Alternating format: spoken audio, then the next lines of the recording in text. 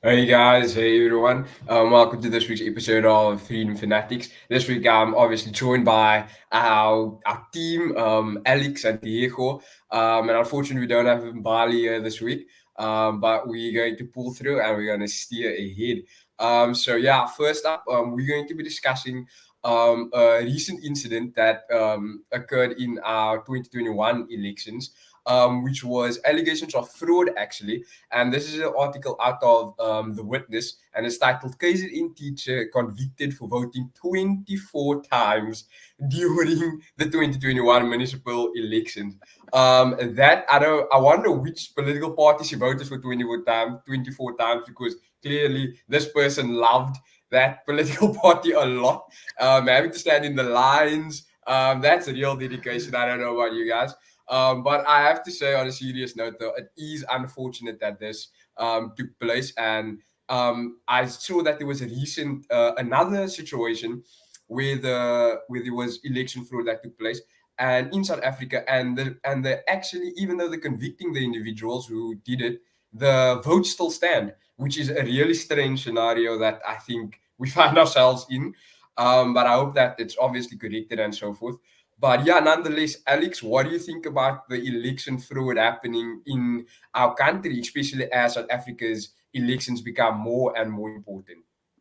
Yeah, I think what's crazy about the story is that I think they were an electoral officer sort of presiding over the election at that station to make sure that it runs smoothly, and they went in and snuck in before to go and cast these ballots.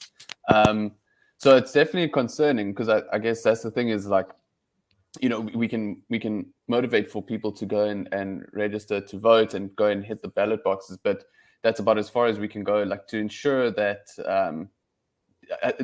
free and fair elections are super important, and threats like this should be taken very seriously, because once we start undermining the whole electoral process, then we're in cuck for sure.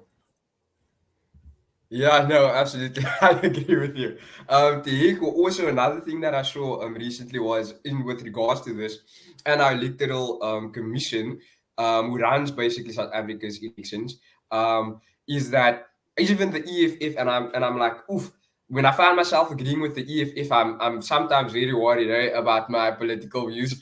But in this regard, I definitely agree with them. Is where they said that they lodged complaints that some of the, I think it's NUMSA, the trade union, that some of the trade unions Satu. people were actually Satu, sorry, Yes. were being placed in positions in the electoral commission, um, that in high positions, that the ANC were appointing some of these people, and they were raising concerns about that. Some of these Satu individuals might be very favorable and might not be as independent as we think they should be. Do you think that's a cause of concern, or is the EFF just making a noise in this regard? Well, I think it's a cause of concern. Mm. I contested in local government elections last year, 2021, the very time that this story happened. And the presiding officer at our station was seen at an ANC office, at the local regional ANC office, about 3 days before the elections. It's a general problem that we have in the country, right? So schools happen to be where a lot of people in the country vote normally. And so that results in presiding officers, teachers, and principals a lot of times being made the presiding officers at those stations. A lot of these teachers and principals, of course, belong to SATU, the teachers' union that sleeps in the same bed as the African National Congress. And a lot of times, yeah, they do try to come with these tactics of trying to steal votes, of trying to put in fake votes, such as this one's 24 votes. But luckily, there are mechanisms, right? Before an election, on an election day, before an election, for example, all political parties are allowed to enter into the voting area, open all boxes, voting boxes, and check if there's anything in the boxes. And I would imagine that that's exactly what happened in this instance, whereby actually I've read that it's exactly what happened. Before the elections, political parties went to check the boxes, and that's how the ballots were spotted. So we do have that in place. I wouldn't. Some people, the EFF argues that perhaps such members and teachers should no longer be allowed to preside over elections. But I think the danger with that is that anyone can do it. I mean, you could have someone who's not affiliated to a trade union, who supports a particular political party, who's willing to do it for that party. I think really the sustainable solution to this is just really remaining with these mechanisms that already exist and ensuring that they are properly implemented. So we don't have a situation whereby votes are thrown into the box illegally. Shonen, if I can just add, I think the one thing that is important that people can do is, as far as I understand, Tioko, you can correct me, but political parties can have representatives at polling stations on the election day to oversee what's happening.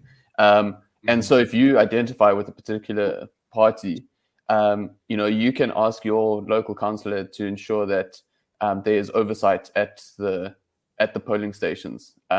So if you want to be a proactive citizen and democracy is something that you think is important, and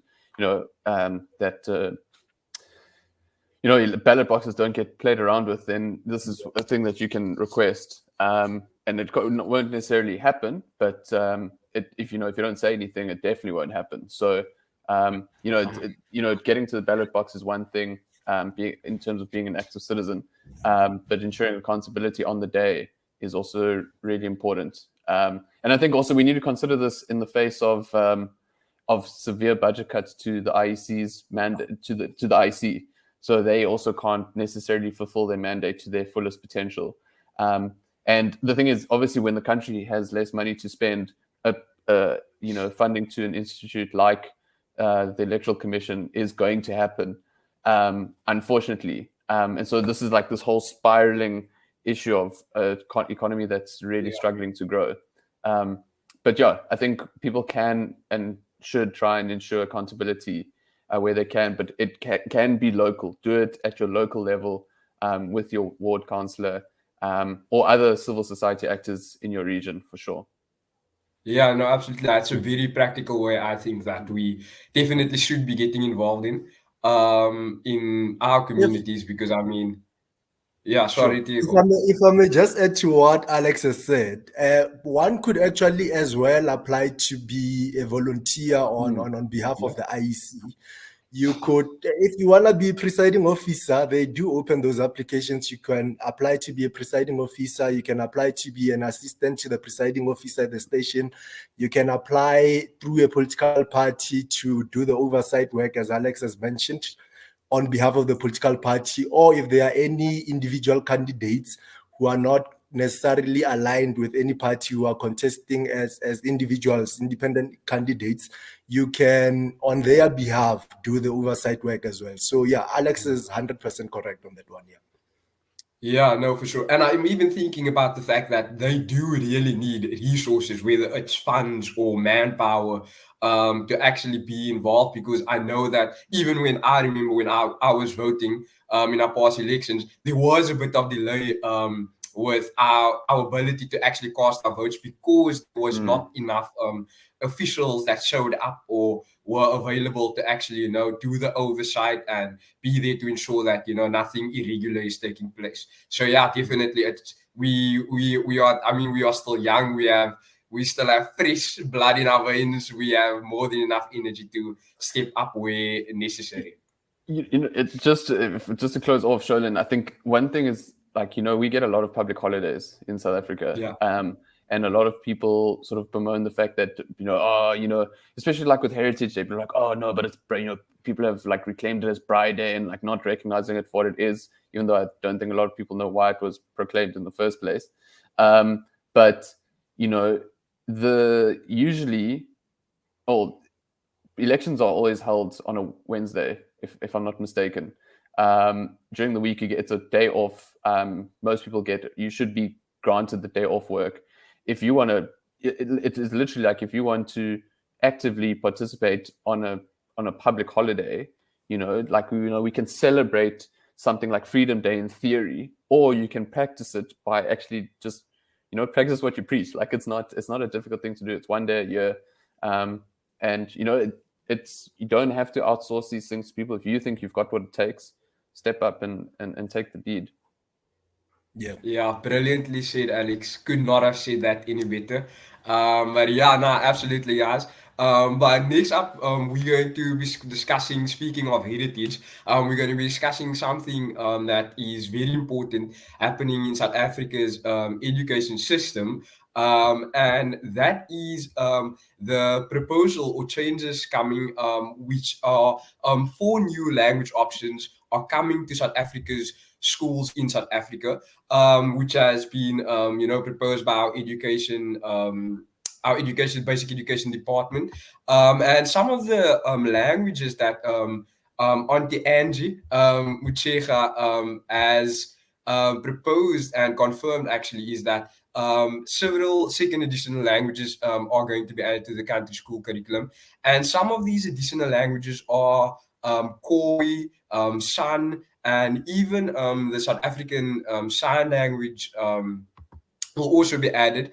And I definitely think that this is an important step in the right direction. I don't think it's a silver bullet at all, but I think it is, crucial for people to actually start learning, being educated in their mother tongue, because I do think that it's much easier for people to actually learn in their mother tongue than having to learn a completely new language that they might be foreign, because a huge misconception is that, all South Africans know how to speak English or Afrikaans, which are the dominant languages being taught in our schools.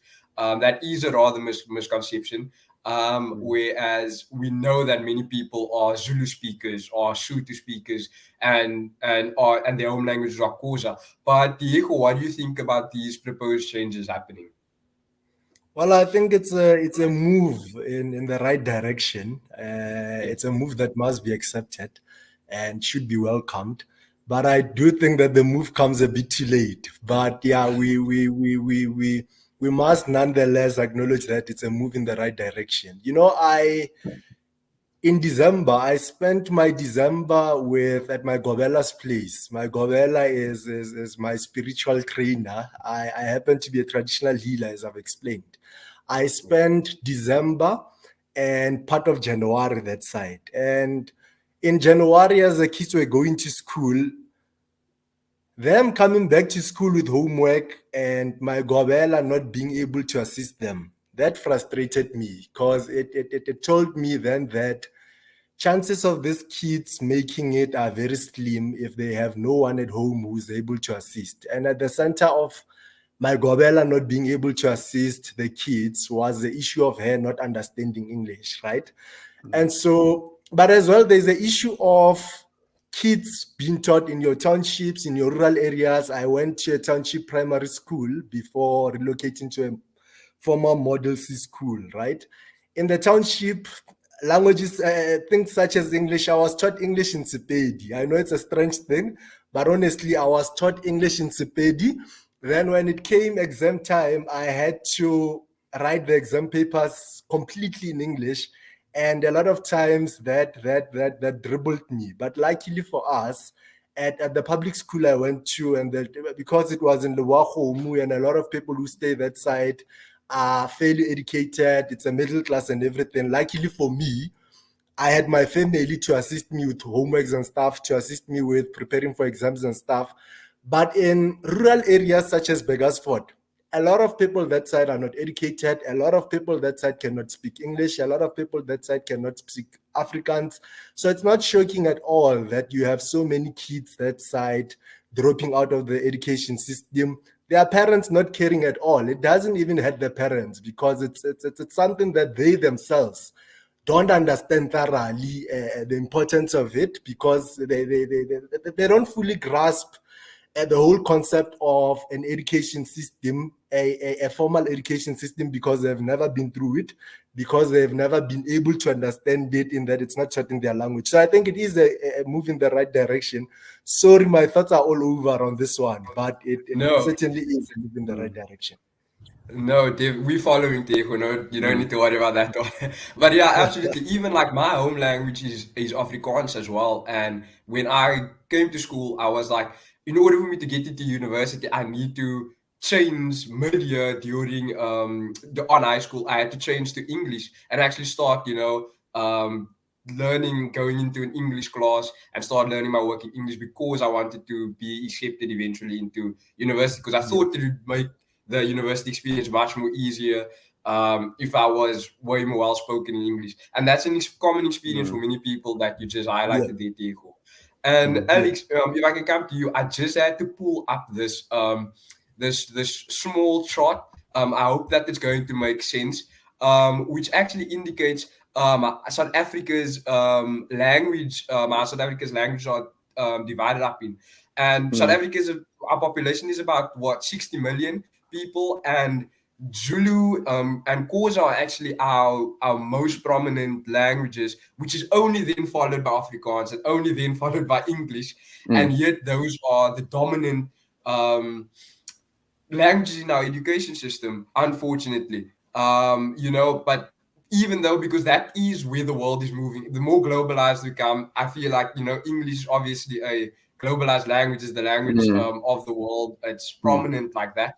But what are your thoughts, speaking to people in their mother tongues and yeah, people actually being able to be educated in those languages?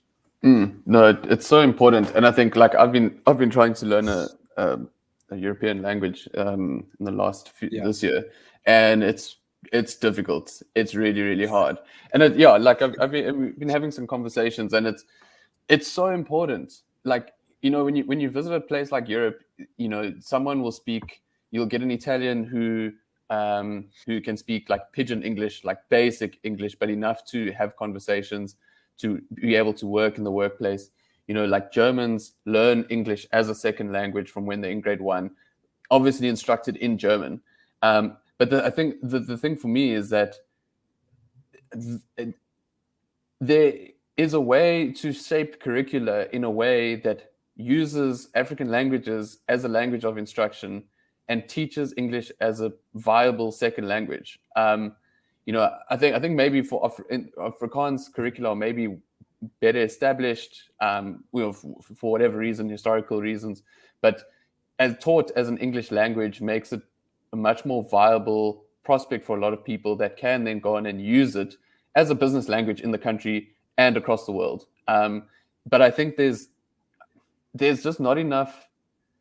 There's just a massive, as Tioko said earlier, there's just such a massive opportunity that's been missed for the current generation of schoolgoers or those who have graduated, to be just because it's just so warped. Like the whole way that the curriculum is structured is so bizarre. Like when I was at school, we did Afrikaans and Zulu until grade 7, and then when you get to grade 8, they say, well, cool, you can take Zulu until grade 9, but you should, unless you are a first language speaker, you should not take it past grade 10. So it's like, well, what's the point? Like, then the curriculum isn't shaped enough as a second language curriculum. They're two different things. So, and the thing is, like, I appreciate where Minister Mojaka is going with this. Like, it is a step in the right direction, but I feel like the government always just tries too much. Let's just start with the basics. How do we get a proper curriculum in Sesotho, in Sepedi, in isiXhosa, in Zulu for language speakers? I think no one is opposed to people learning in their home language and learning English as a second language.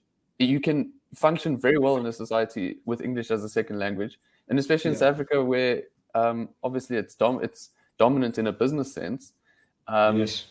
But it's something's wrong. And then also the second language, like from my experience as well, it's like, well, even if I wanted to, progress in isiXhosa or Zulu, it's almost impossible as a non-native speaker. Yeah. So they just things just need to be thought about a little bit more Yeah. if they're No. really serious, Yes, Alex, that's actually a very good point that you're raising, because I'm like, you know what, this ANC government, they sometimes know just how to fail, and that's also something that we should be concerned about. Is that the intention once again is good, and like that is a nice intention to have, but the execution of this might just do more harm than good. And that's why we shouldn't, just like accept it, but we should also, be able to be critical about it, and be also like, if you guys are going to do this, let's do it right with a proper curriculum, and not fail these students who choose to do it in their home language or the language that they have chosen. So that's definitely something we'll be looking forward to. Yeah, go for it. No, absolutely. I absolutely agree with you. I think it's important for the government to understand what education is at the end of the day, and what the essence of education is. I mean, at the end of the day, the essence of education is, at the heart of education is knowledge and skills development. So you really want to give people the knowledge, you want to give them the right skills.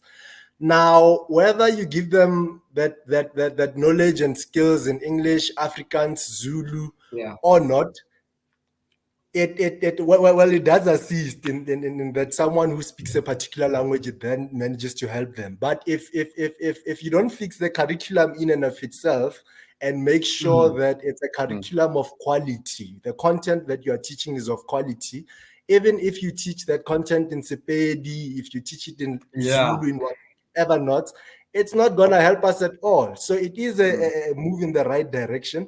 But of course, the quality of our education, the quality of our content must still be improved. I absolutely agree with you on that one. Yeah, it's almost like, just before we end off and head off the burning question, it's the similar thing, Diego, when it happens when they decide to change the names of some of South Africa's cities to, some indigenous languages.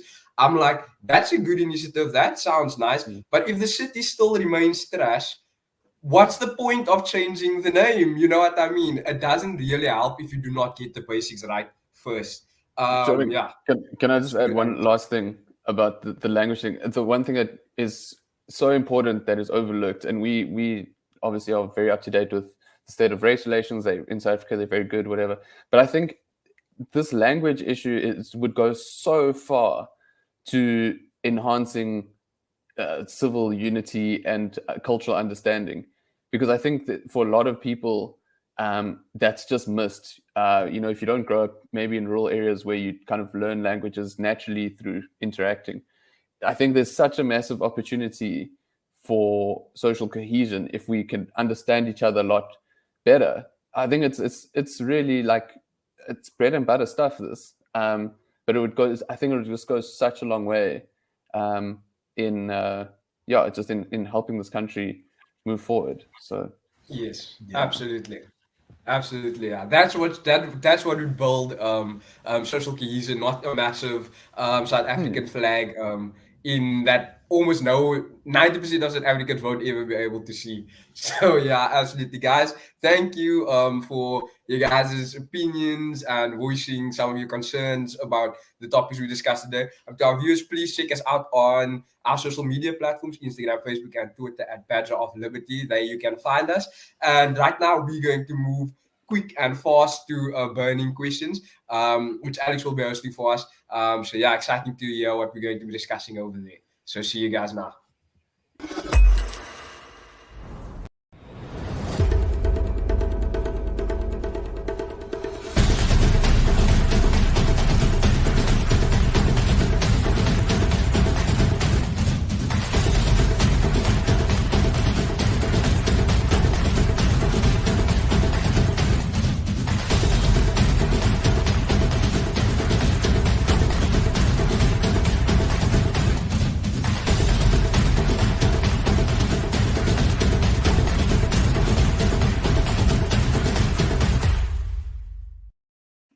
Alrighty, guys, welcome to this week's edition of Burning Questions. This is not Mbali, but I'll try my best to pick up where she left off.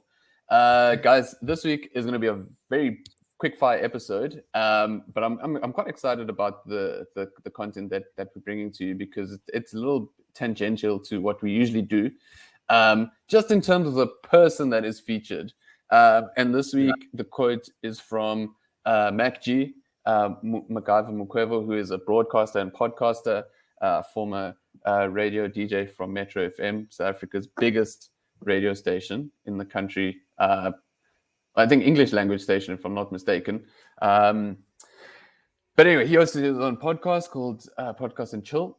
And I was listening to it last week, and he caught some flack because he essentially swore at the youth leading up to Youth Day, saying like screw them. We said it in much more hectic terms than that, but so then when he was trying to explain like what he was saying that, you know, because he got a lot of flack from his listeners. He was saying like, no guys, look, that's not what I meant. What I meant is you guys need to do stuff for yourself. And he is quoted as saying, I don't believe we should look to the government to solve our issues. I think we should, as young people, get together and work together. So very strong sentiment, I think resonates with a lot of us. Tioko, I just want to get your perspective, off the bat thoughts before we jump into the comments. Well, first and foremost, I must say that I love MacG quite a lot. I love the fact that he speaks his mind whenever, all the time, whether you're in agreement with him or not. He doesn't care, and I think that's how things should really be. But anyway, regarding the code in and of itself, I entirely agree with him. I would only add that I think that we should work collectively as a society, all of us, young people, but including the old people. I think it's useful sometimes to work together with old people. They have the experience and all of that. But more than anything, the future belongs to all of us together, right? The young, the old. There's no guarantee, for example, I'm a young person, but I might wake up not around tomorrow, whereas someone who's 50 today might wake up still around in the 23 years from today. So there is a need for us to, as a society, come together and find solutions to the problems we have. We don't even have to come together, actually, come to think about it. As individuals in your own individual space, if there's an issue and it's something that you can solve, don't wait for government. Solve that issue yourself. But I agree, young people should not wait on government any longer. No, for sure. So guys, the comments, it's, you know what, this is one of those episodes where I struggle to disagree with a lot of the comments that we see. For example, so I'm just going to run through them. But Rosalie Graham, she comes in with some fire. Lots of issues she tackles here, where she says, this is a noble idea. However, the government blocks any and all attempts at self-upliftment. This is done by red tape, infighting at municipalities, and general theft of funds, cadre deployment, and lack of infrastructure. Load shedding is harmful to young businesses. Government must step down and let those who know how to govern step up. Otherwise, we are all lost. I think potentially there, Sholin, maybe government not step down, but certainly people could get around to making government more accountable. Yeah, no, for sure. I mean, our youth we face a lot. I mean, whether it's mass unemployment, you know, lack of skills, education system that's failing us. We definitely need to step up and, you know, take the reins instead of just being on the sidelines. I do think that, as Diego mentioned, yes, you know, some of the older generation does have a lot of wisdom and things like that they definitely should be passing on and leaving that type of legacy for us. However, some of our leaders are rather leaving a very undesirable legacy who are currently in government, and that is definitely still going to be impacting us for generations. And something I will definitely say is that we might be like, you know, all this old topies in government, like, yeah, these people are messing things up.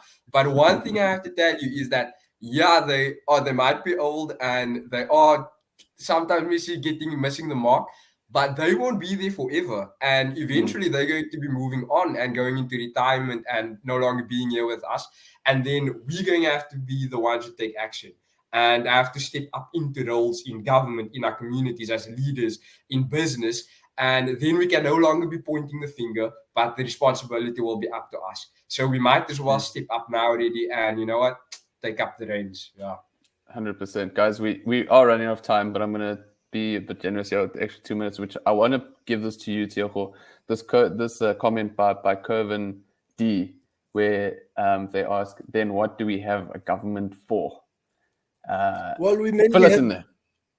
Sure, we have a government for ensuring that citizens are safe, for ensuring that contracts between private individuals and contract between the government and the people, the state and the people, are enforced, to ensure that a good quality education is provided in the public sector, particularly for those who cannot afford education provided by the private sector, to ensure that a good healthcare system is created for those who cannot afford a private healthcare system. But really, those are the main things, right? Safety,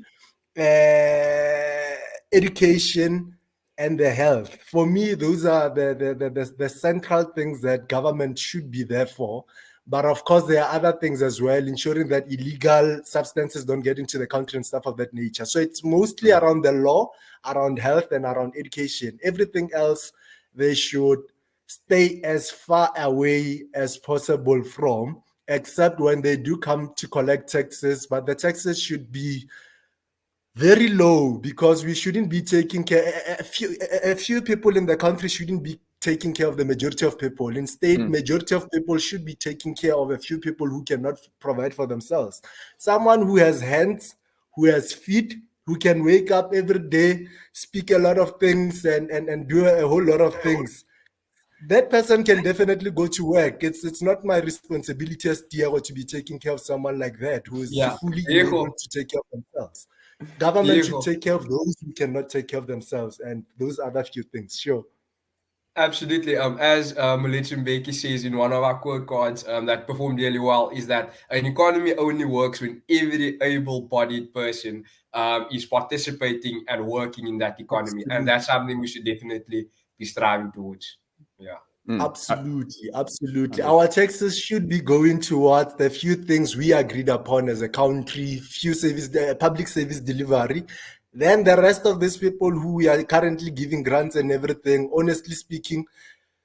But one last point, the child grants as well. It's a discussion for another day. But things such as this child grant, we can't. Someone going and having 11 kids, and I kid you not, there's one such person in Begasford that I know who has 11 kids, and that money must come out of my salary. That's nonsense. It must come to an end. Definitely a conversation for another day, but we'll have to leave it there. Unfortunately, guys, remember to follow us at Badger of Liberty. Find us on your favorite social media platform, be it Facebook, Twitter, TikTok, or Instagram. Guys, thank you so much for your thoughts today.